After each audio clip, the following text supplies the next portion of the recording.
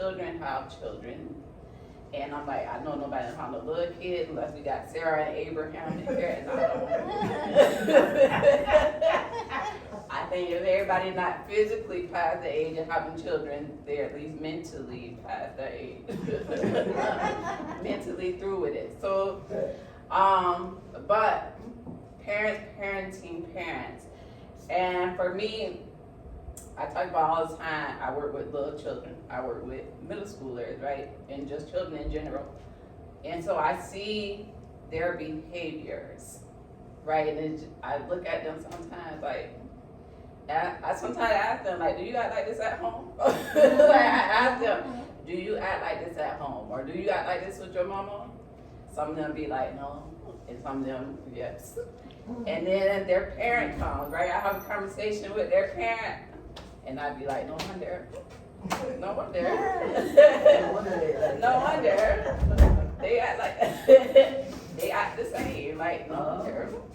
Like, I remember having a conversation with this 6th grader, a little boy, and he's always in trouble every time. He's in trouble. Every time that he came to the program, he was always in something. No matter who was around him, he was involved with something. And he always blamed everybody else. It's always everybody else's fault. Like, what's going on? What such and such did, blah, blah, blah, and such, and they did this. And so, like, I see something wrong with him one day, and I'm like, what's wrong with you? And he just, I don't want to talk about it. And so I'm like talking to him, and he's looking all over the place, and I was just like, look at me when I'm talking to you. Look at me. I said, when someone's talking to you, you look at them while they're speaking to you out of respect. So he's looking at me, and I'm talking to him. And then I have a conversation with his mama. And what was she doing? And I'm like, no, I just told him, look at me. I just told him, look at me when I'm talking to him. And now he's standing out here with us and looking at his mama over here, rolling her eyes. I said, you know, it's no wonder he act like this. No wonder he act like this. Cause look how she acting. And she a grown lady, and she looking at me. But one thing I do realize is that a lot of parents, they don't know how old I am, right? So they just look at me like, who is this little girl saying something?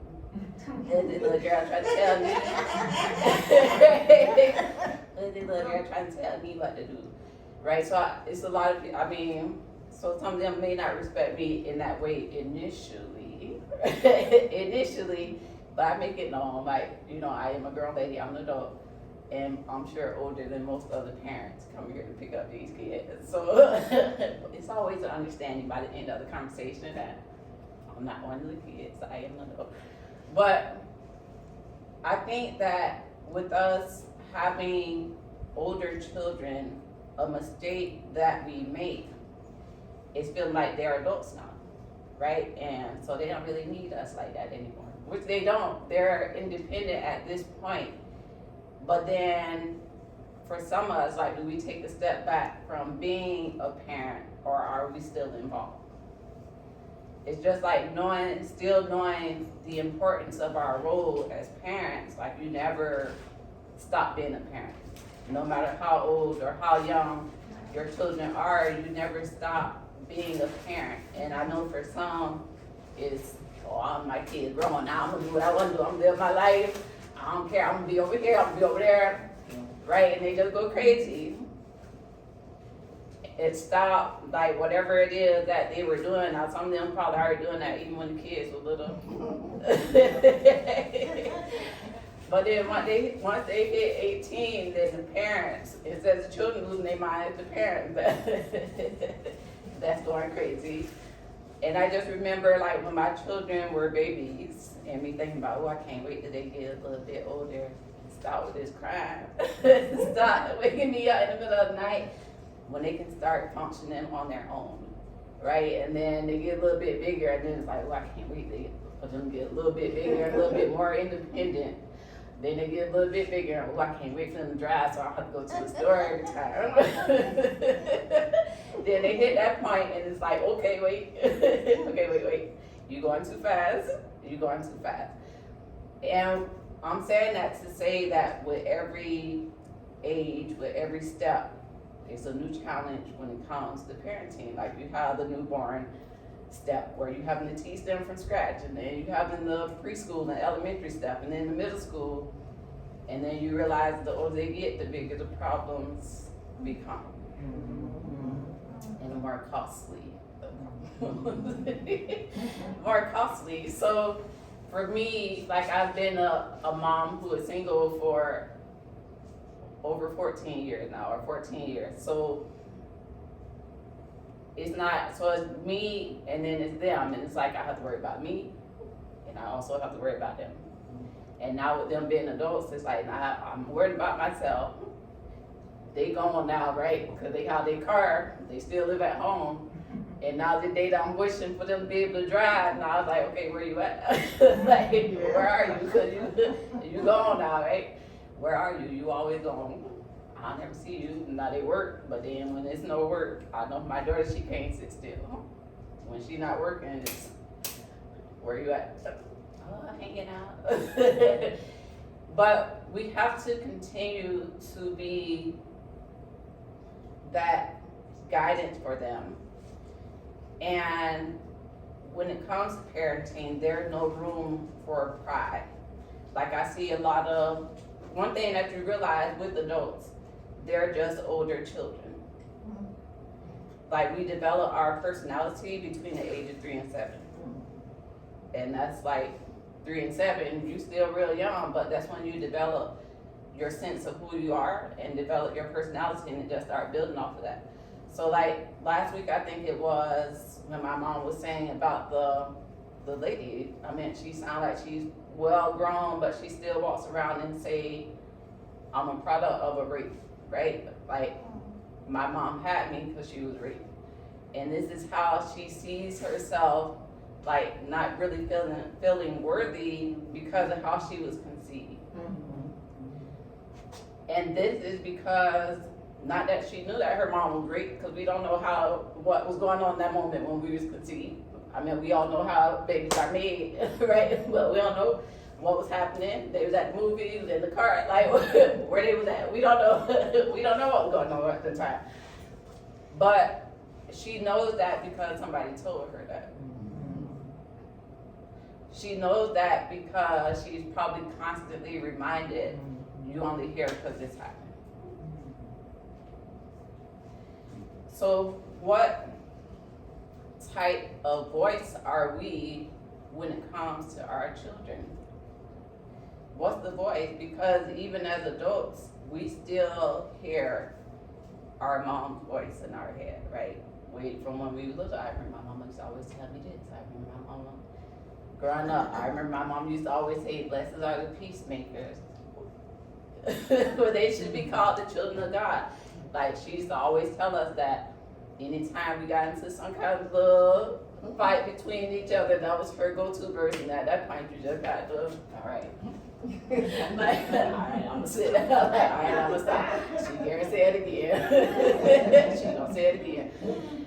So it's like, what is that inner voice that we have instilled in our children? And like, although they're adults, as long as we're still living, we still have a chance to try to correct that voice. Like I see many times where our grown-ups or adults are still hurt by their parent, by something that they've done. Maybe the parent have abandoned them. Maybe they feel like the mom chose somebody else, chose a man over them, or chose the work over them. And so they still hold that hurt. Even though they look like great functioning adults, they're really just still an older broken child, an older hurt child. And then they try to have conversations with their mom, and it goes one of two ways. Either she's still very defensive and trying to justify the actions that she did, well, you know, I had to go do blah, blah, blah. You know, I had to work, and you know, your daddy wasn't never there, and I had to blah, blah, blah. And the child is like, yeah, mom, but blah, blah, blah. You did this. And she like, I didn't do that. I was there. And the child like, you weren't there. And I was there. Right? They're still arguing even right now, rather than saying, I apologize. I'm sorry. I'm sorry that I made you feel like you were abandoned. I'm sorry that I hurt you. I'm sorry. Rather than saying I'm sorry, they're still, even after their children are grown, still trying to defend their actions and not even acknowledging the fact that the child has said, I'm hurt, or that you hurt me. Anybody have any comments? So it's like, we, as parents, we have to keep in mind, like, when it comes to parenting, there is no room for pride, right? And the Bible talks about pride comes before destruction. We have no room, and a lot of times, we feel like this is our child, like, I'm the parent. I tell you what to do, you don't tell me what to do. The probably favorite line, you don't tell me what to do, I tell you what to do. I brought you into this world. Exactly. There's always that little voice that comes out when you're saying all this to your kid that said, I remember when you said you'd never be like your mother. Right. There you go. Because I remember doing that. I was yelling at my son Sean. I don't remember now what it was, but I was, and all of a sudden this little voice came and said, yeah, you said you'd never do that. I mean, I immediately walked away, and my son's still in the middle of the room, trying to figure out what happened to his mom. And she just walked away in the middle of the argument. Probably wondering if he was okay, like, it's all right. Yeah, that's what it was. Because I came back an hour later, he was still in the middle of the room, and he wasn't moving. I said, what happened? He goes, you left me here, you didn't tell me not to, you were yelling at me, and I didn't want to move.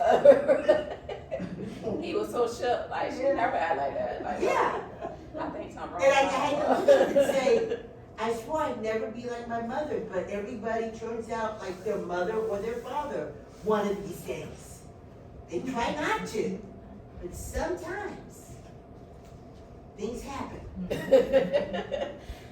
And that's a good point, because a lot of times we may parent the way that we were raised. And it's not to say that the way that we were raised, that it was all right.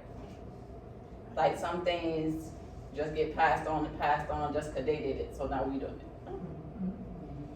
And when I think about the generational difference between when you all grew up and when I grew up, right? It's just a lot of things. I think as time goes by, we become more knowledgeable, right? There's more knowledge exposed to us than what was exposed back then. Like, somebody taught you how to be parents back then, and like, this was the rule, and ladies don't talk, right? Like Sister Hargret said that she learned that wives are not supposed to say anything when they're married to their husband, right? Or not supposed to say too much. And then it's me, I'm looking like, who said that? Right?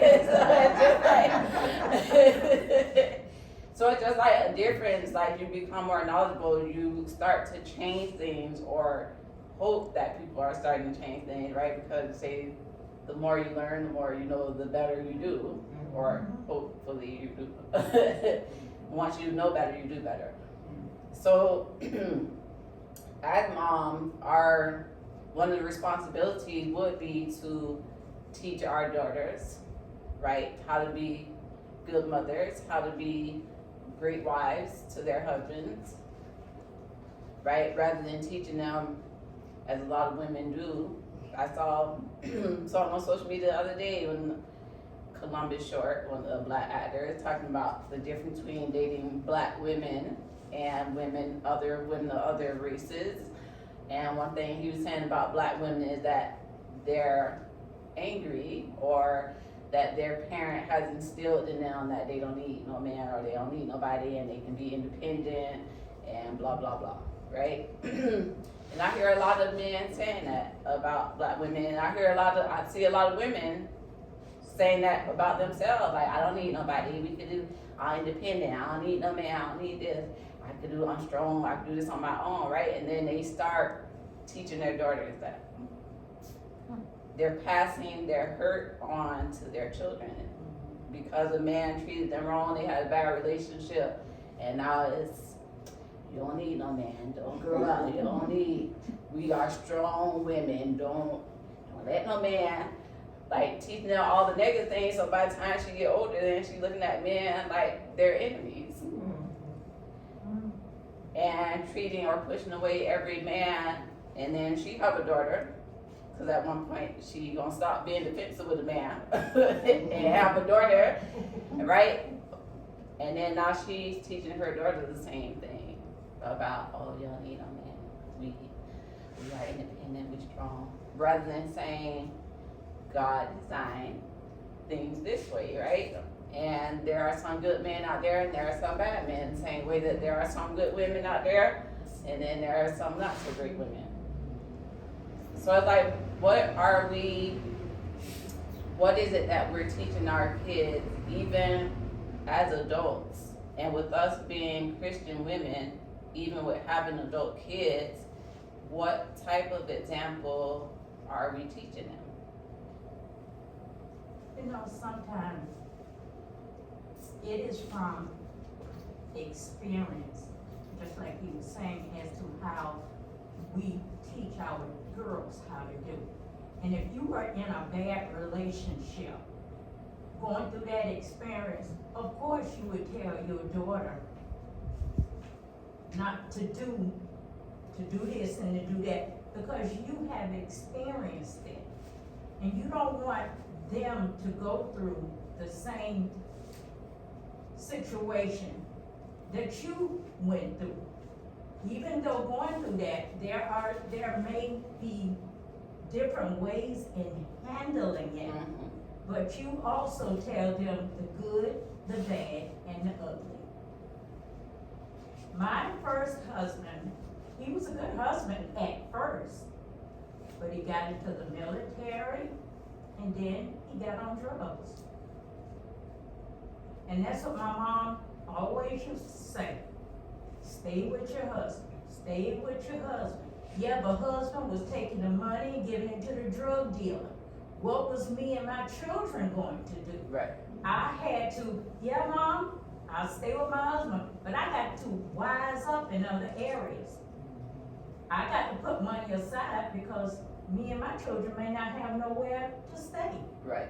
We may not have nothing to eat. So it is because of experience, things that you go through is why sometimes you teach your girls certain things. And I agree with that for sure. So even in your example that you're saying, again, it's that whole generational difference, because your mom was telling you what they learned. Never leave your husband, don't get divorced. Divorce is the worst thing ever, like, and then y'all have children, never leave. If you have children, y'all gotta stay together and make it work. Y'all just supposed to sit here like this. But then we still have to listen to what the word says about divorce and marriage. And God only gives you one reason, and that's for fornication, to leave your husband. It doesn't say anything about beating. And when I say leave, I mean divorce. You may have to leave, but still, Right. you can't divorce for any reason. So you still have to put God first, what he said, and it sounds good, and that's not me, because if it was up to me, versus Dick, and I'd be divorced. But I'm just saying what the word. Yeah. And then again, you can leave. You Right. should leave before you smash inside the head. Doesn't mean that you have to, and I agree, you don't have to divorce them. You just can't, you may not be in a situation to remarry. Right. You can live separately. Yeah. But in a bad marriage, if you're staying in it because the Bible says I have to stay in it, does it say anywhere in there where you have to stay in a marriage that the person's gonna demean you, degrade you, and stuff like that? It doesn't say that, because what you're saying is no matter how the marriage is, you should stay in it. And what does that teach, what is that teaching your daughters? If you have daughters, that it's okay to marry somebody just like their father, who will treat them the same way. I mean, there comes a point where you have to look at yourself and your children to see how you want them raised. With much prayer. Now, I'm not saying you can't leave her, I'm just telling you what you have to argue with God about it. Except for fornication. But okay, you also gotta realize that in the Old Testament, people didn't choose their own, the women didn't choose their own husbands, that was chosen from their parents.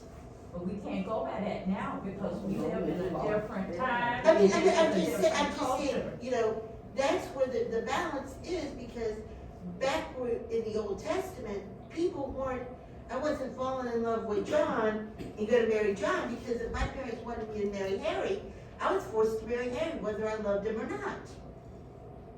Yeah, but it's different now. It is much different. And thank God it is. Yeah, and I'm with you, sorry, Chris. To your point, as they were saying, like, you can still separate. So, like, if you need to remove yourself from that situation, then you're still, I believe, teaching your daughter, I don't have to stay here for this. Like, yes, we're still married, but I don't have to stay here for this. And to me, I always feel like when people, when their mind is like that anyway, where they're beating you and then if you leave, I always feel like then they gonna cheat at some point anyway, right? Then you can get out of there. There you go. How you gonna get out of there? Let's say much prayer and wait and Yeah, the time will come. yeah, because I couldn't imagine that a man is that way and all of a sudden he have a value of like, but I'm not gonna cheat on my wife. I can abuse her, but I ain't gonna cheat on her. Like, I just can't imagine that their mind is set that way to have that boundary of respect, or I draw the line here. At some point, it's gonna come if it's not already happening, that you're able to get out of there. So, And then let me say, this is, I didn't make this up, and it's not coming from me, it's coming from, you know, it says, and this is Matthew 19:9, it says, and I say unto you, whosoever shall put away his wife, except it be for fornication, and shall marry another, commits adultery.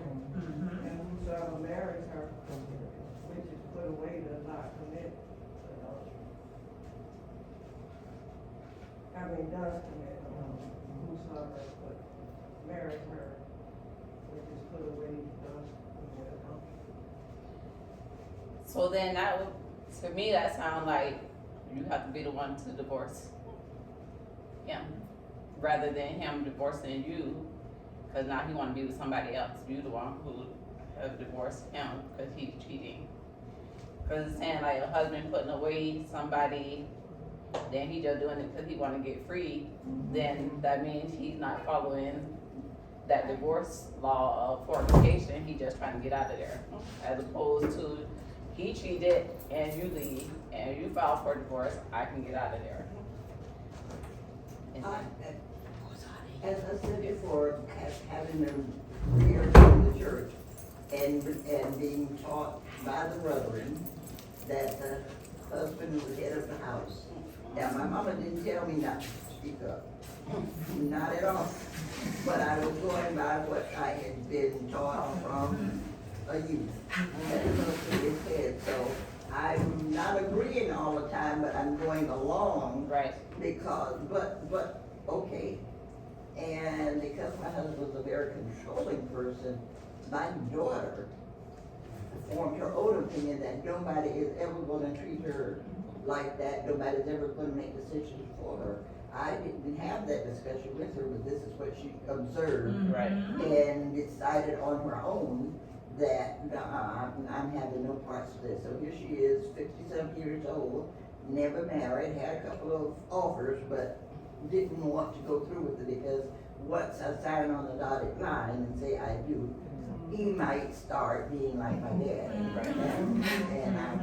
And she followed, so she would carry me. But that's by the example that she saw for me, it turned her completely around. And when she was about to go into the army, she said, I'm ready to tell Dad that I forgive him because he had been really hard on her.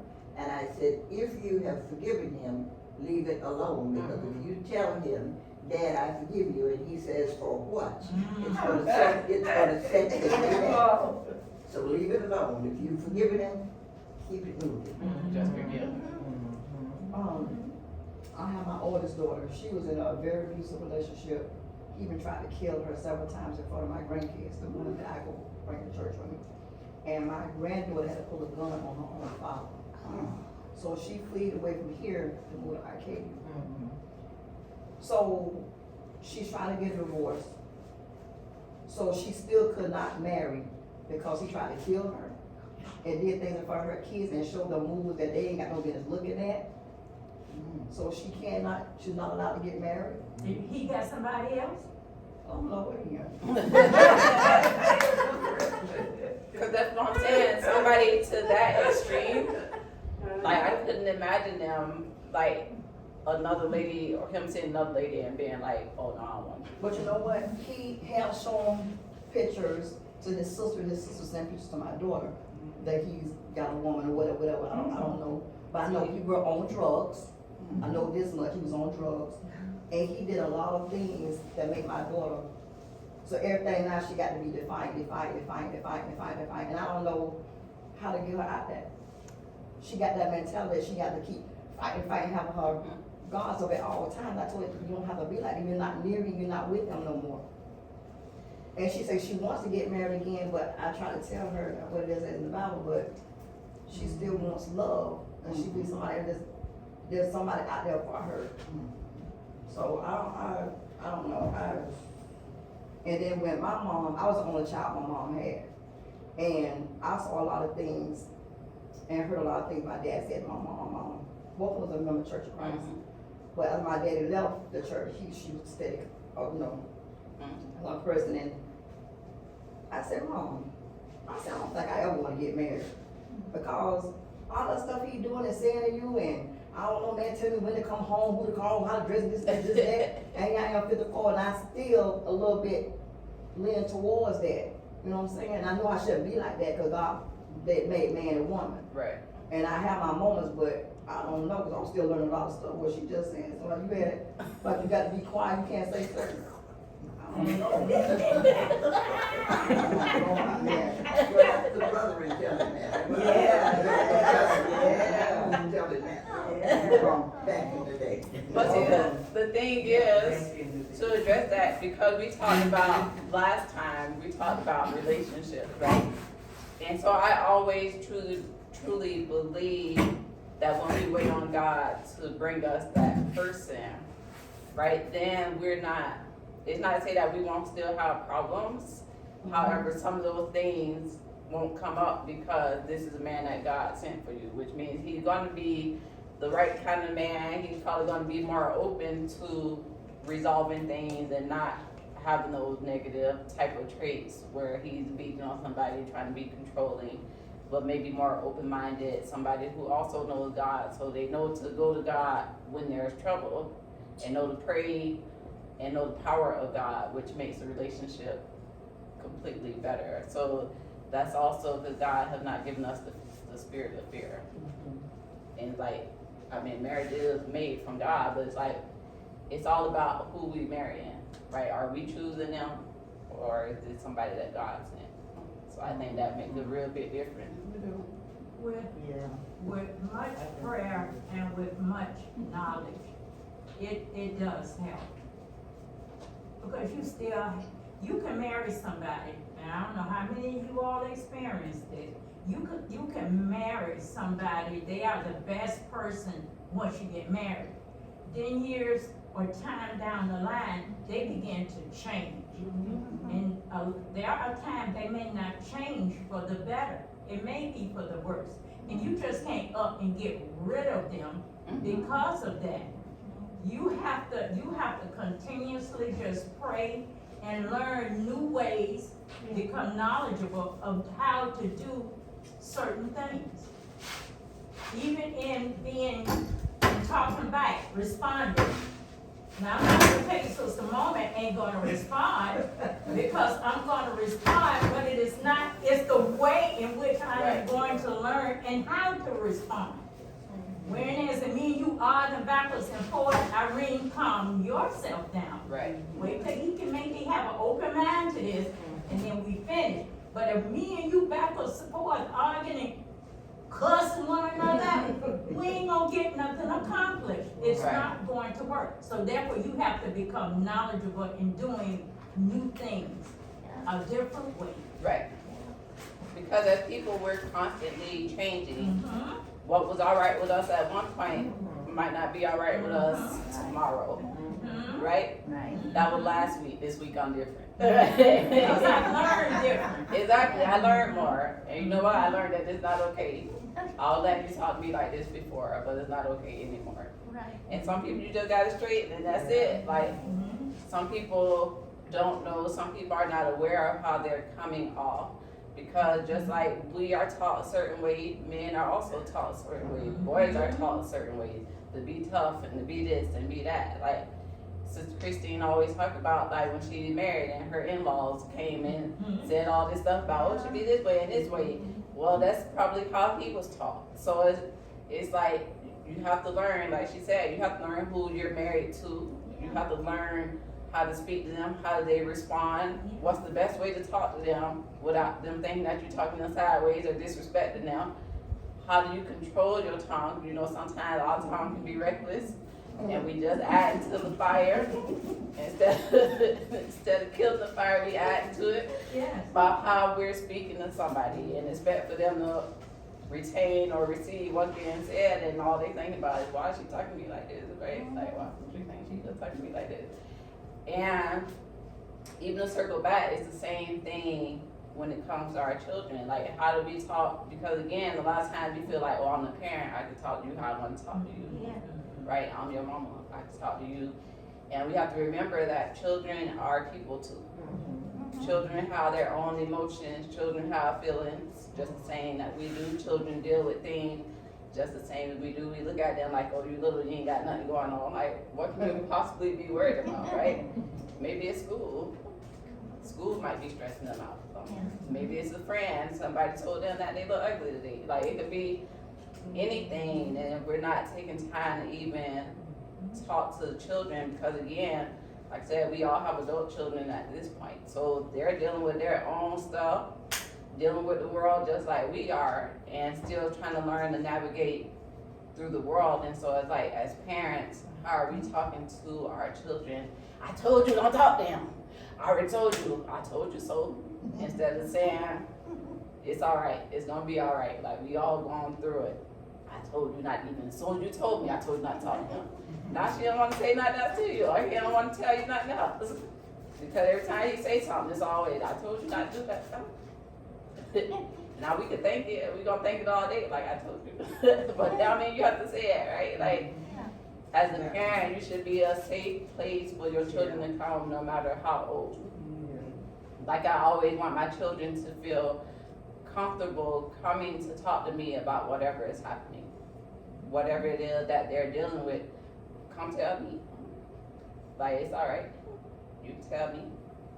Or you tell my mom, like, whichever one, whichever one you want to tell. But tell somebody. Tell your aunt, tell your uncle, but tell someone. Right? Like, Joey would be like, well, did you tell? You should tell your children, you tell your daughter. I was like, why don't you talk to her? You tell her. You tell her. But just because children, they also receive things differently from different people. Like, they look at you like, that's my parent, I ain't gonna tell her, she don't understand, right? My mom don't understand, so maybe you tell her, maybe it'll feel different or sound different than when I'm saying it, because mom always saying stuff. Miss Irene, You you know, have and that is so true, because I know a lot of time my children didn't come to me because you always saying what the Bible says. And it's like, you know, I don't wanna do that, and I just say, well, if I'm gonna give you the correct information, right. I have to tell you what I know, what he says. Yeah. That's one thing I was going to say. The second thing I was going to say, the Bible tells us in the book of Peter, by our conversation, you can win him over. You may not have had that, you may be living a different way, doing things a different way. But if you do it God's way, he'll work it out. Right. You gotta believe that, even if it means him physically abusing him and you leaving, maybe it's best you just stay by yourself until he can get himself together, or if not, until you can become stronger. What did Whoopi Goldberg say? Unless then I smash Mr. Unless I smash Minnie, but hopefully it don't come to that. But Right. nevertheless, my mom always, no, my daddy used to say, well, one of them used to say, if you can take a lick, if you can give a lick, you can take a lick. You know, so if you hit me, if I have to wait you go to sleep, I'm good.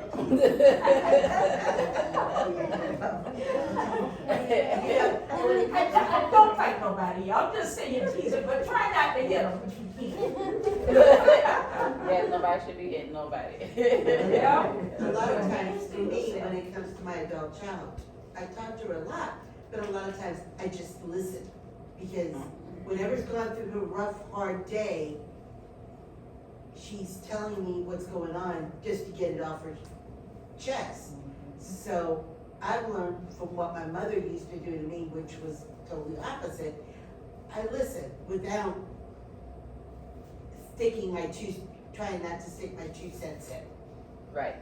Because sometimes we do just want to talk and have somebody listen to us and not try to fix it. Like, I just need to tell you this. Now, if I ask you, what should I do, then you say something. If I ask you, then you don't have to say nothing, just listen to what I'm saying. Like, But I love that because my mother was never, and neither was my father, one to listen to me. It was always do what I say, not as I do, kind of Right. thing. So with RG, it's like, hey, you want to talk about it? You had a rough day, whatever. I'm here. I'm practically falling asleep, but I'm here. But they don't know that you're going to sleep. They just know that mom is on the phone. And one talent that we develop as parents is how to listen, like tune in, tune out, but you hear just enough to get the gist of what's being said. So when you tune back in, you can respond, right? My children used to talk to me and my mind was going somewhere else, but then come back like, oh, they still talking. And then I heard enough though, so I could still respond to what's being said, like, oh, so that happens it. Right, like what you do. But I tuned out, because it was going long, so it was like in and out, in and out. Okay, they still talking about it. All right, I got it. And then if they stop talking, it's like, okay, it's my turn. So they don't know that you sleep, but you still heard enough to be able to understand what's going I on. find that, and I guess for me, I never mastered with my children how to talk to them without saying what the Bible says. That part was hard for me. Now, there are certain subjects we did talk about that was just common, you can tell them. But then there are those times you should be able to tell them what the Word of God says. Because that's your way of teaching them. That's your way of telling them what God says. Whether they like it or not. My granddaughter, she's getting married. And I'm happy she's getting married. If she could wait longer, I wish she would. But I just told her, honey, if you out there doing what married people do, God is displeased. You need to get married. My daughter she just agrees with that. I said, okay, well, what if she should die while she's out there doing the do? Then what are you going to say? When the Bible has told you, you need to repent, which means to stop. Well, she should wait. Well, them two items ain't gonna wait. They gonna do what they want to do. Sure, of course, I would want her to wait.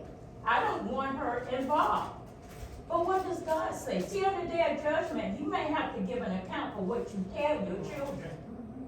But then, Sister Mom never quite really mastered sugarcoating stuff. I just say what the Bible says. One thing, I don't know what I ever told my children, but there are no perfect parents. If we were perfect, we wouldn't need Jesus. So there are, so if you look back and say you did this and All I can say is I'm sorry, but there are no perfect parents. No perfect, nobody, because if we were perfect, we wouldn't need Jesus. And that's true, I mean, parenting does not come with a handbook, right? There are some verses in the Bible that talks about parenting. By the time we parent in a way that we think is best in that moment. Now, it might not be right, it might not be the best thing, it might not be the right thing, but that's what felt right in that moment. Now, I do think that if your children come back to you and say, hey, you made me feel this way, or I felt like this when you did this, then, as you said, the best thing to do is just to apologize first.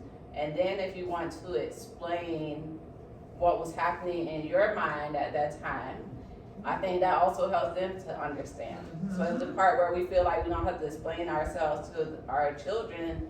However, I think it helps. Because then it's helping them to understand who you are. And at the end of the day, we are still humans too. And she said, like, nobody is perfect. So we're still humans. We've been raised a certain way. We've gone through things. We deal with things too, just like you. So I might have made a mistake that day. I made a mistake. I thought that was the best thing, but it wasn't, and I apologize. Now, do I feel like, I don't know to say that I'm not a perfect person. It could go either way. It might throw them off a little bit, like, I mean, don't use that no excuse now. You still did it.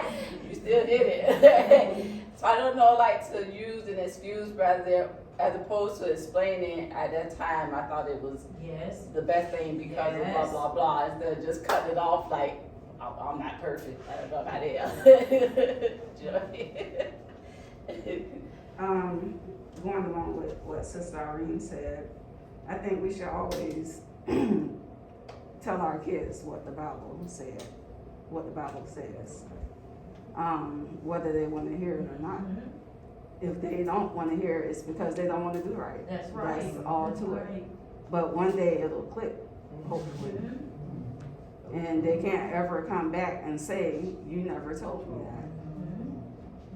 So I think it's our responsibility as parents to tell our kids what I still, my kids are 23 and 25, and I still tell them what, I mean, I think they're used to it because they've been hearing it all their lives. So I still remind them of what the word says. Yeah, and I think I agree with that. That's important to always let that be known. And again, it's a way to, I always think also that there's a way to communicate things as well. So it's not just feeling like, did she hear what I said? Like, did she hear me? So I think even to answer both ways, like even saying it in the correct way where you are still giving them what you think, and then also adding in the biblical side of it so that they know, like, I hear what you're saying, I'm listening to you. This is what God is saying also. Because sometimes even as adults, we don't want that biblical answer. Like, oh, here she goes, that Bible. I know that. I know that. I know what the Bible says. Don't tell me that. I'm talking about this. Don't tell me that part. Sister Irene. The Bible tells us to bring our children up in nurture and admonition of the Lord. Number one, and number two, they're gonna have to stand before God just like we are. And even though we tell them, and God knows my children, I tell them they do what they want to do. But when they stand before God, I don't want them to say that they were not told. This is a choice that you made. You did know, you did hear, well, even if you didn't hear, you know that you're not to do A, B, C, D. And because you chose to do that, don't let it be on the day of judgment, oh, I didn't know. Because you knew, she told you. You just chose to do your own thing. And we're gonna have to give an account for that. Mainly when we know what is right. And a lot of time being a mom, it is hard. let me not just say being a mom, but just loving someone and telling them what the word of God says. Sometimes it's hard for us, but we have to set our human feelings aside and say what God says. And I think even to that point, like even to share with children or with your children what your human mind is thinking. So they're not feeling like, well, something wrong with me, why I'm thinking this and she don't think that way. Like, why she don't think that? Or so they're not feeling like, oh, so she just think that she just saved now and all of a sudden she don't go through this and she can't understand me no more. So it's like, well, the human side of me thinking this, but God said that blah, blah, like this is what we should be doing. Back then I would have been like, oh yeah, let's go, we gonna roll up in the all black. And not what God, right? God said, vengeance is mine, I will repay, right? So it's just letting them know, like, I'm human too, like, I have thought about these things just like you think Yes, about. yes, But this is what God said. yes. So like I said, I always think it's a way to present information so that they're not feeling like she don't really hear me. Like, does she hear what I'm saying? Like, we don't want to talk about God right now. Like, I want the vengeance to be right now. I want to get revenge. Yes, I want to get them. I don't want to wait on God. Yes, yes. So that's trying to, like, we can relate, but we know better. Yeah, and a lot of time we still feel it. Right. We wanna get revenge, right? Yes. But being Christians, we know we have to think about what the word of God says. Yes, And yes, it's hard for us too. yes. That's, we're fighting the fight of faith, the fight of faith. It's always the flesh versus the Yes. spirit. Yes. So this just made me remember a couple of months ago when I was, so again, I work with the after school program. My daughter comes sometimes and volunteers with me. So we were outside with the kids and the school had just had a football game. The middle schoolers played football. And the game was over with, the children were coming back into the building. So one of the rules was that they couldn't come through the particular entrance that we have our program in. They had to use another entrance. So it was like, y'all have to use that one down there. So there's a parent and she was upset, right? She just talking, blah, blah, blah, blah, blah, blah, just going off. So then somebody said something about the principal is there with the kids, like she just let them in. So my daughter's looking at this lady, like acting not like a principal, so she like, that the principal? Which it was not, right? So she's like, that the principal acting like that? And so the lady sees my daughter like looking at her and questioning, like, is that the principal? So then she starts going off and like it's quiet by this time. The children, I'm in the building, so it's kind of quiet. And the children I work with, they still standing along on the walkway, so they right there. And even her own daughter was standing there too. And she, blah, blah, blah. And she looking at me crazy, and this B looking at me crazy. So at this point, I'm hearing cuss words, right? So I'm like, who's she talking to? We looking at each other like, who's she talking to? And it's nobody but, she's right here, and me and my daughter standing this way. She looking in all directions, so who's she talking to? That's not my name, right? So she still, and I got time today, and this B, she looking at me crazy, and blah, blah, blah. Now this lady was like 6'2", 6'3", 300 something pounds. And so like the security comes over and like talking to her, and then the teacher comes over and talking to her, and I could still hear her. Cause then I say to one of the other coaches, like, I think they just called my daughter a B. And he was like, don't worry about it, don't say nothing. So, I'm just standing there, like, at first I was like, I ain't gonna say nothing. But when the teacher came to talk to her, she's still over there, and she blah, blah, blah, blah, blah. And she looking at me crazy. And in the cartoon, you got the angel, the devil. The angel, like,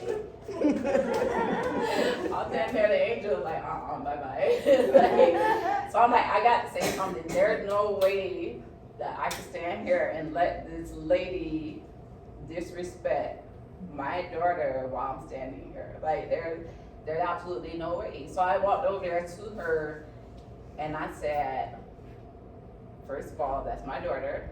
Because again, like I said, people look at me not knowing how old I am, right? So she probably looking at us like, oh, these just two young girls standing over here and they talking crazy. So I had let it be known that but first of all, this is my daughter. And she was not talking to you, she was talking about the principal, trying to figure out who the principal was. Oh, well, cause she was looking at me crazy, so I thought she was saying something. I said she was talking about the principal over there. And then she was like, oh, I thought she was talking to me. I'm sorry, I apologize. I was upset. You know, I'm a mother, and I was like, I'm a mother too. Like, like, it didn't matter, cause like, when I told other people the story, they like, hey, what you gonna do? You so little, that lady so big, she would've, no, she wasn't. Like, I'm like, I don't care how big, like, you're not gonna talk to me crazy. I don't care if you're 6'3", 300 pounds, and I'm 4'11", 115, like, I don't, it's David and Goliath. It's David and Goliath. So I don't care how big you are, you're gonna respect me and you're not gonna disrespect my child. Like, when it comes to my children, you can say whatever you want to me, but when it comes to my children, we're not gonna play about this, and you're not gonna talk to her crazy. So then she tried to be nice after that, and she leaving like, have a good day. It's just like, oh, don't say nothing else to me, right? Like, don't say nothing else to me at all. Cause all I can think about is when my dad used to always tell us, if you got a big sucker, then pick up anything, pick up a chair, pick up a stick, pick up a brick, and knock that sucker out. Like, that's all I remember, like, you know, and that's all we think about, cause they knock the light down with the rock, and do the same thing. Like, It's hard. I don't care. Yes. God's still working on me, and today, listen, you about to get the other side of me. I'm still a human at the end of this. Yes. You kick it in and you don't. Lord, I'm gonna hit you where it really hurt. It's hard. It is really hard. When it comes to your children, Yes. child, it is, boy, sometimes you talk about that angel on both shoulders. I be done knocked both of them already. Let's get with it. Exactly, it's like there's no angel today, not right now. But I still kept my composure, right? I didn't talk to her crazy. My daughter was standing there watching me, so she was still able to see that, okay, my mom still handled the situation correctly, and this lady still respected her at the end of this conversation. Because by then, she knew I was not no little girl that she thought I was at the beginning. I'm not. And you're not gonna play with me or her today. So she was able to see that I was just able to have a conversation. Now, when I asked her how I was looking when I was talking to the lady, she said my shoulders was like this and my neck.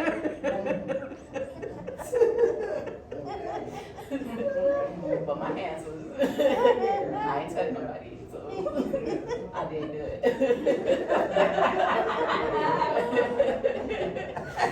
Anybody have any questions? Just kick it in the knee and bring it down to your elbow. I'm at the level where anything I get will hurt.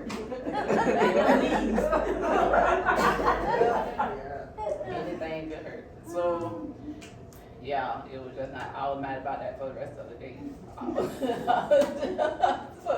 It's I hard. can't believe it. It is hard. When it comes to your children, you know, I remember when my children were little, and you know, as a Christian, you try to tell your children when somebody hits you to just walk away. But being a mama, it was hard. It was hard. I ain't gonna sit here and say, oh, it was easy, because it was hard. I wanted to tell my children, bust them in the face. But how you know you couldn't, you know? Then I would have to go out there and talk with the teacher, but, you know, but there were times I didn't want to talk to no teacher. I want you to get them. And that's how I always was, like growing up.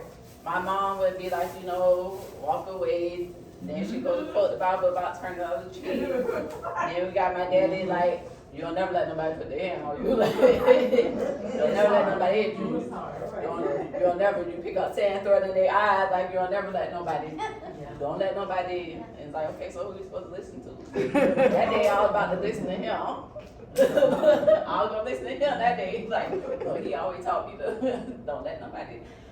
But it's just like, it is hard because even working with kids, and they're not even my kids, but there's a little boy telling me about somebody was bullying him and hit him, and so badly, I want to say, you'll never let nobody hit you. You'll never let nobody hit him. But I'm like, I got to tell him the adults the right way, like, just tell the teacher or something. I'm like, you don't hit that boy, you don't never let nobody hit you. I'm like, did you tell the teacher? Like, going through all the right steps in my mind, just like, Yeah. hit the boy. You don't need to hit him.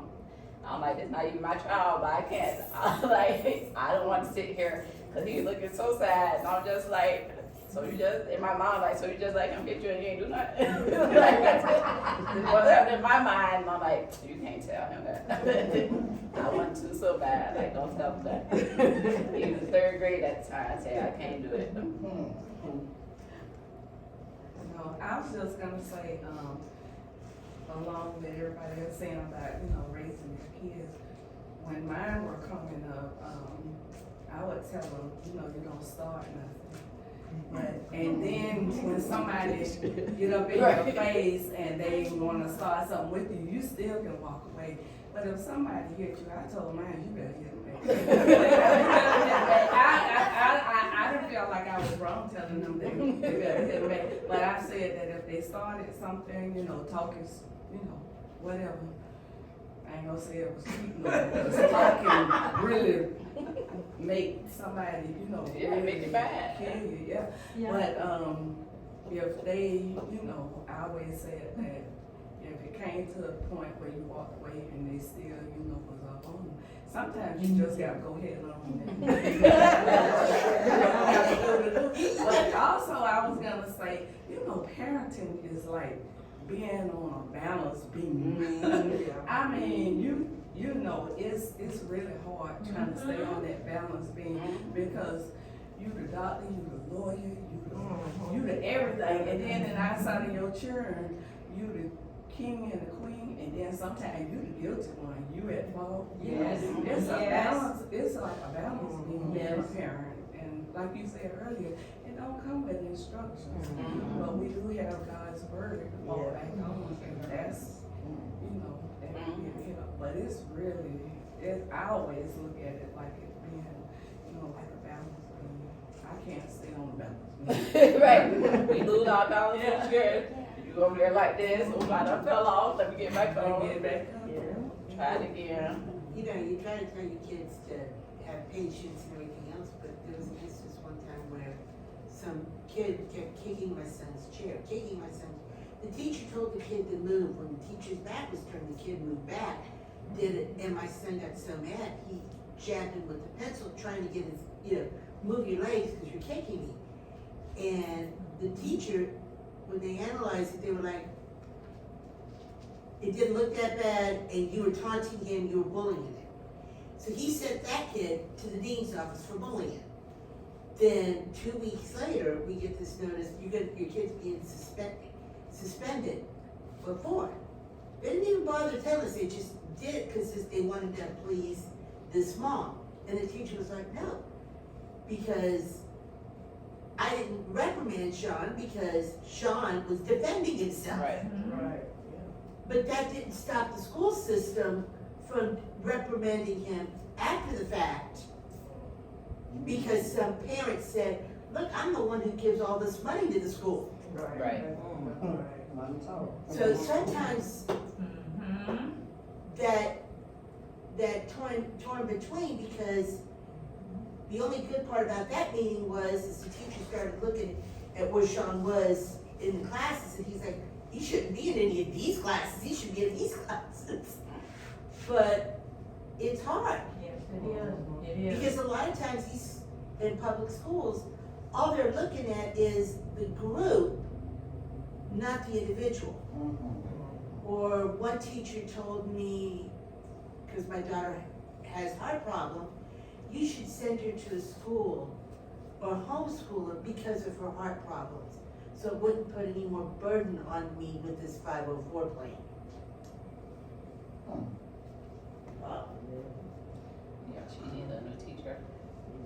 Yes, they did. several schools did it. Because when you have a kid with chronic illnesses, they'd rather, it's somebody else's problem. It's like, you're a middle school teacher, well, if your kid fails a class, they no longer do summer school, they do virtual school. Usually in the same period, the same time period that they're doing their other class the next semester.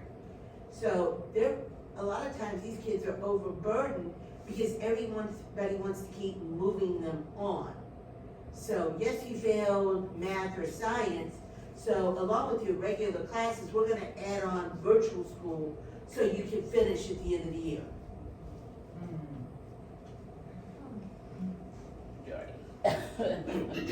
No, I was, thinking about when my oldest, Steve, was in middle school.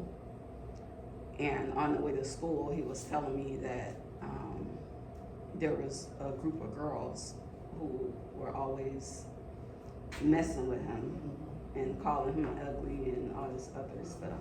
Immediately I got mad. I stayed calm. I didn't let him know I was upset. And as he was speaking, I was thinking, my first thought was to go out to the school.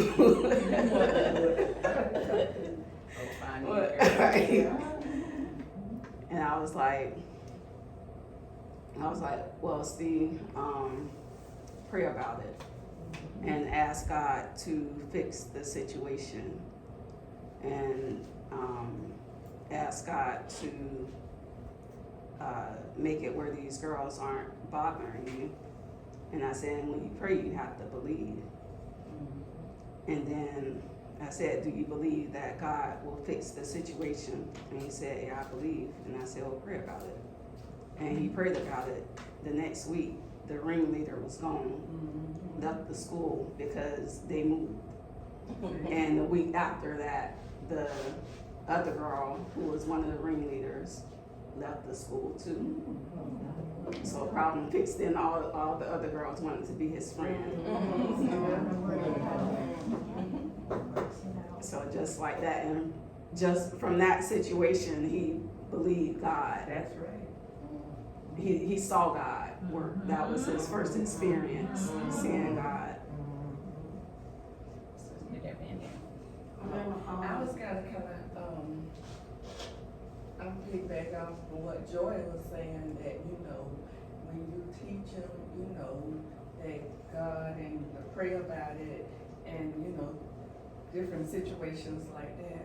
And a lot of times, when they're Christian kids and kids know that they don't do, the other kids know they don't do certain things, and, they're always picking on them for that particular reason, because they're not at school acting wild and worldly like them. And some kids sometimes think that other kids think that they're better than them because they don't do this and that, and they're quiet, and, they come home after school and they're not rough kids and different kind of stuff. So you kind of, but I have seen situations also when my son was kind of like going through the same thing sometimes, in school when he was much, much younger.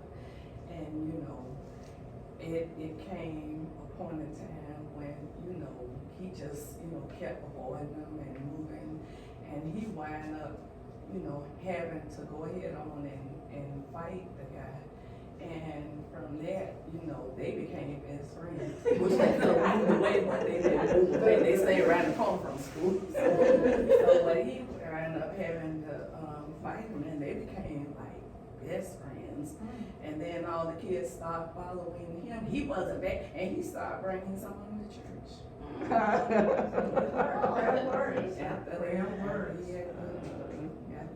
I would like to say he beat him up. That's what it sounded. I had that same problem too. I went to the lady's house, I told her, your son messing with my child in school. She wouldn't do nothing. I said, okay. Well, Robert, you know what to do. Hit him back. When they got out of school, they started fighting. He hit that boy in the eye so hard, he thought he used a brick. That was his hand. And then I have no problem. Show me, and the neighborhood was good to him. It's sad. And see, there's a song where the lyrics are, don't nothing get straightened but straighten it. And so it's always like in my mind, like, it's true, cause sometimes you just have to let people know one time. Just one time. Just one time. It's just to straighten one time. Yeah, that's it. Yes. God forgive me. Forgive me, Lord. I know what I'm about to do, but just please, Lord. Give me a pass this one time, please. But no, you just have to let people know sometimes, like, it's, the respect just is earned in that moment. So like when I think about me and that lady, it didn't become physical, we just had to have a conversation that straightened out this whole situation, like, to let her know that your size does not intimidate me, maybe you're used to that, like maybe you used to people being scared of you, maybe this, you use your size, I use my voice, like, her voice was deep, I'm like, my voice deep too, like what? We both get deep, I don't care if nobody deep, mine is too. Both of us gonna be deep voice over here talking. If I'm looking for men, it's gonna be ladies, and yes, I can do it too. Most, many of you know my Aubrey, and I got a call during the last month of school, and the lady started with, she's not in any trouble, okay? Right. But a girl was bothering Aubrey, and Aubrey kept asking the girl many times, and the teacher heard her as well. Aubrey asked the girl to leave her alone. So, at some point, Aubrey decided, you're not gonna stop, I have to get some straightened out. She swung on the girl. But the teacher said, because there is zero tolerance for violence, they have to put a referral in her permanent school record because she hit the girl, because the girl wouldn't leave her alone, though the teacher had heard Aubrey tell the girl to stop doing whatever she was doing to her. So when you think about now, if I'm gonna get something in my record that's gonna follow me for 12 years or however long you're in school, I need to make it count. I didn't know that they do that. They could have been That's something they started. for the rest of your. Yes. They started Yeah. saying- Really? She's So 7. that's something. She's 7. She's 7. And now she's already got a record. And she made it count. I didn't know they, when they And that's started more doing important. this. They actually started about 3 years ago, because that's what happened to Sean. Zero tolerance. That's what happened to Sean, and they both ended up being suspended. And it was like, well, yeah, we understand why he did it, because the kid wouldn't stop and literally moved to torment him, but we still have to punish both of them. But it So seems they didn't unfair. suspend her, It- but to me, it was unfair. But it's temporary. I You didn't know, they but do that. that's the way they treat it.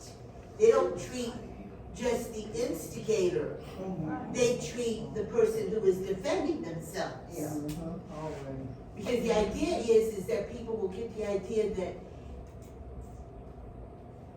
use paraphrase of, the school wants you to turn the other cheek and let us handle it. I just say how the school said it to me. They're not handling it. They don't have it. I know that, but that was their terminology back then. Yeah, so it was just turn the other cheek. And that's one thing I try to teach, now with working with the kids, I always try to teach them that, if somebody is bothering you, somebody saying something to you, then come tell somebody. Yes. Right? Come tell on us before it escalates to something more, because then if you hitting them, right, they hit you and then you hit them back, now both of y'all in trouble, because both of y'all are hitting, as opposed to you come to tell somebody, then we could take care of them and they get in trouble while you're able to walk away without being in trouble. But if you don't tell us, then we don't know. We don't see everything that happens, right? So something might be going on, I might not see it. some of them will assume, well, you looking that way. I did not see it. Like, you think I'm gonna just let somebody sit here and hit you and not say nothing, or I think I'm gonna let them. So I always wanted them, even the children at school, to know that when they're with me, they're in a safe place. Like, I'm not just gonna let nobody sit there and put their hand on you and I'm not gonna say nothing. Like, come say something so that I can handle this situation. And there was a little boy that was trying to say that, like, if I told you you wasn't gonna do nothing. So, while I was standing there, then I asked the other boy who was involved, what happened? And he told me, and then the other boy wanted to talk, and I said, well, now you want to talk. Like, I asked you first, now you want to talk. But in that moment, I was just letting him know that you're wrong. Like, you didn't tell me what happened. So you can't say if I was gonna do something or not, because you didn't give me a chance to do it. So I was just showing him in that moment that he's wrong, and that we're gonna address the situation and what's going on. So I made sure to say something to the other boy in front of him. And then I went back and let him talk. Since you wanna talk now, what you wanna say? Right? Like, just to show him, like, you sound crazy. Like, now you wanna talk after you heard me say something. But it's all the way, again, discipline kids, teaching them, and then also letting them know that they're loved still and cared about. That's really all children we want to know, is that somebody cares about them. And that's really it. That's really it. They'll give me the hardest time, and then before I know it, they hanging on me like, y'all get off me, you know. Like, you just told me like me last week, like, you ain't gonna get off me. But they start coming to this point where it's like, oh, she do care about us. Like, okay, she might be alright. She mean, I think she mean, because she tells us what to do, but she alright. Like, she actually care about us. And I know it take them a while, because some people fall for that, oh, they nice, and they end up being the opposite or not doing nothing. So it's just building that trust, but we should have that same, our children should have that same trust in us as parents, and knowing that. So that's one thing I knew about my mama. When something was going on, she was gonna be at that school real fast. All I said to mom, this girl keep talking that thing. I know she's at the school. I ain't have no more problem from this girl. She never touched me. She just used to make comments. Like, I didn't even know her. I was in 10th grade at the time, or 11th, and she's in 10th. She was a grade under me. Like, I didn't know her. I never spoke to her. And in my mind, really, she probably just wanted to be friends. Like, you probably just want to be friends. You want to be friends, just say that. But she would just, like, be around me making comments. And it's just like, girl, I don't even know. But I never gave her the time of day, and that probably bothered her even more, because I never said nothing to her. I never responded. I never reacted. And I told my mom about it. She's out there the next day. I ain't never heard from that girl no more. She ain't got nothing else to say. Like, it was on with her. They were saying that the children don't, if they think you don't care, then they don't care What do you think? Right. you know, so. Yeah, and y'all saying, you know, y'all were saying that I would say turn the other cheek and stuff. No. Yeah, I think I would say that, but, you know, I would tell y'all, tell the teacher. You see, we have to take the proper steps. You can't just go there busting somebody. You gotta take the proper steps. Teacher don't do nothing. If you go to the parent, they don't do nothing. Then we can bust off. I don't always don't start nothing. Don't start nothing, it won't be nothing. We might not start it, but we gonna finish it. Now, most time when they went to Blake, I would call the school and tell Coach Muldrow that he was, I forgot what his position was. And I would let him know that I want him to stop it before it gets started. I said, because they ain't gonna start nothing, but they ain't gonna take nothing. You know, so he would hurry up and get them straight. He would call me. Yeah, so that was, and I can say as an adult, the best thing that my mom did do for us was teach us who God was. Like, that's the absolute, because at the time, my dad wasn't into church, but my mom always took us to church every Sunday, every Wednesday, we was in church.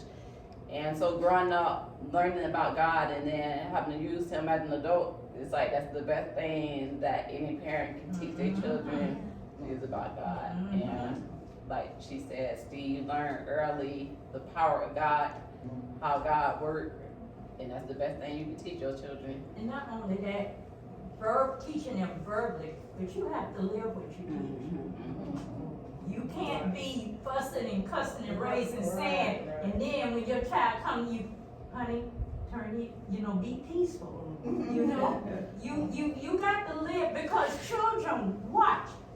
You think, now sometimes they do this, they do sometimes, but they more so watch what you do than rather what you say. Your children have to see you praying. Your children have to see you pick up your Bible and reading it with the TV off. Your children have to see that. Not just you tell them, but are you doing it?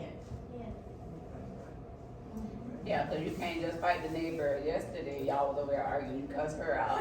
And then y'all was in the fight, and now you like, oh, they bothering you? Go tell the teacher. Like, you ain't tell the neighbor though. I saw the neighbor say something, and you was over there arguing with her.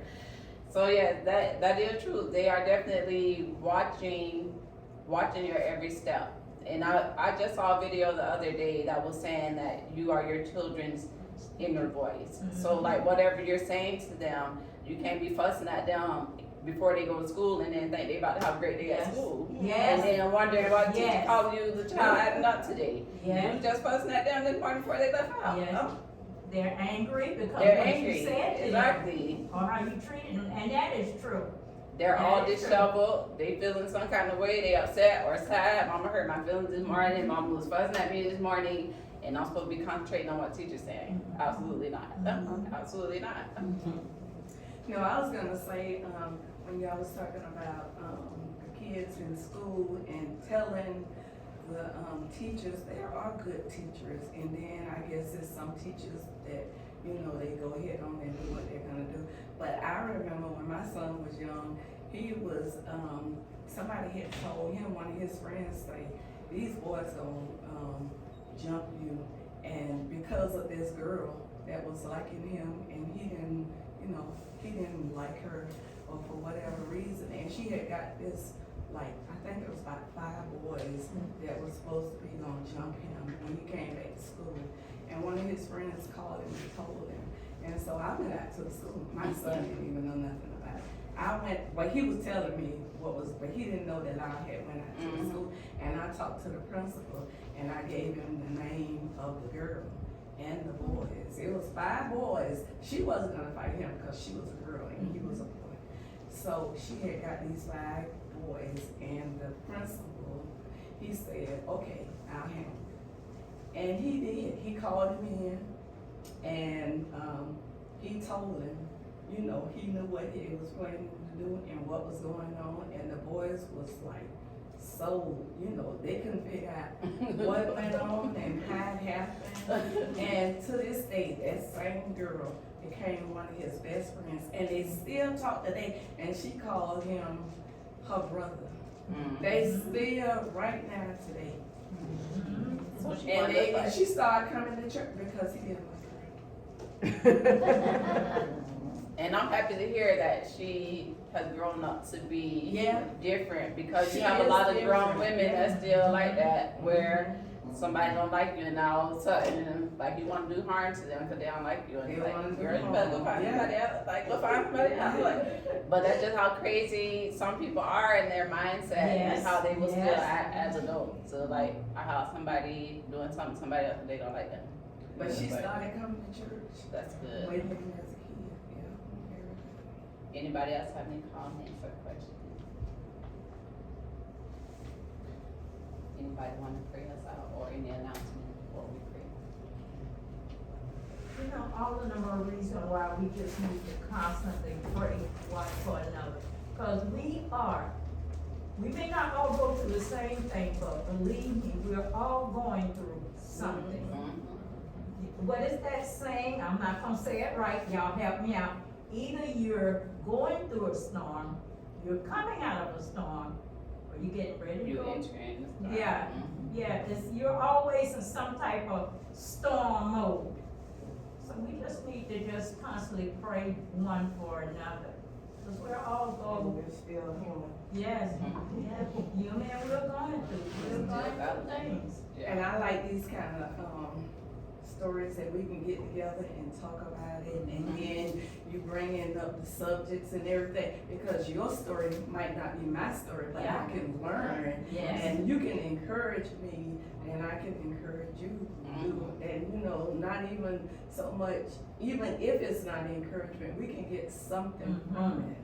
You know, it's just good fellowship. Yes. Yes. Coming to a space where we can really be ourselves. We can tell our human thoughts. Yes. How we want to fight somebody and bust somebody up, like, without us looking at each other like, you supposed to be Christian, and you ain't supposed to think, you supposed to be Christian, you don't supposed to think like that, like. And somebody might have needed to express that, Yeah. to get it off their heart, and then that be okay, they feel, you know, Yeah. Those my thoughts. Really, because they was able to express it. because a lot of times people think that when you become a Christian, all of a sudden you're just a peace, and all of a sudden now you just on the straight and narrow at all times, and there's no messing up, and there's no, like, you just lose your human self, and all of a sudden you're an angel, and it's like, no, that's not me. I don't know who that is, that's not me. Because Satan knows. He Correct. knows, he will come at you when you least expect it. You go to talking to somebody, you don't got mad. You have no intentions of just Right. fighting, but then sometimes it goes that way. You know. Like the lady who did. Yes. Now my daughter is like, here I am, I'm working with kids, I'm supposed to be doing something great, minding my business, and here she is placed right here. Like, where did you come from? We just, yes, so you try to mind your business, and then the devil is just waiting. Like they say, seeking food he may devour, walking around like a roaring lion, waiting on you. Oh, here they come, here they come. I'll get her. Here she comes, right, I'll get her. I'll get her. Here she comes. Say something about the devil. She come this way, I'm about to get her. And so I must fall right into it. Yes, devil, use me on today. Use me right now, please. God, I'm tired out one time. I'm just tired with the devil today. Just at this moment, and I'm come back. Anybody want to pray us out?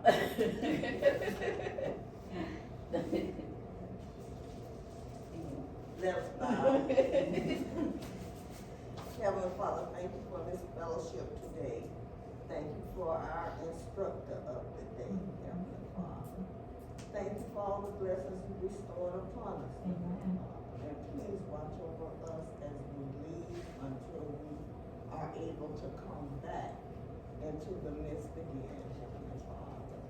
In Jesus Christ's name we pray, amen.